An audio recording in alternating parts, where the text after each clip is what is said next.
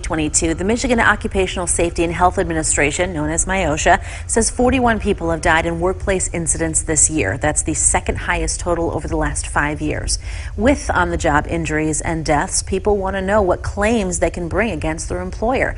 So attorney Bryan Waldman from the Sinus Dramus law firm has that answer for you tonight in this week's Legal Edge. When someone is injured or killed on the job, the first legal issue or law they need to be aware of is Michigan's workers' compensation law, which entitles workers and their families to certain types of benefits, including wage loss, payment of medical expenses. But the question we commonly get is, I understand workers' comp applies when I'm injured on the job, or maybe when my spouse was killed on the job. But is there a separate personal injury claim? And usually that question is there a personal injury claim against the employer because the employer was doing something negligent, doing something that was in the wrong, and I believe this caused the injury or death, or maybe it was a coworker's actions.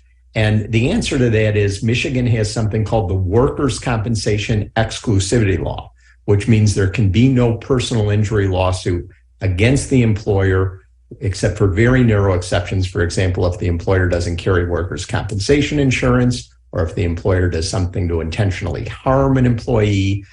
But that doesn't mean there's not a personal injury case in all situations where someone's injured on the job, because if the cause of the injury was someone other than the employer, for example, if you look at the deaths that occurred in Michigan this year, you'll see that, for example, someone may have been harmed by another contractor on a job site, or someone who works for another employer on the job site, and maybe they're operating some type of vehicle or equipment that causes injury or death to another person who's employed by a different company. Then there could potentially be both a workers' compensation claim because of the on-the-job injury and what's called a liability or personal injury claim against the at-fault party who's not an employer.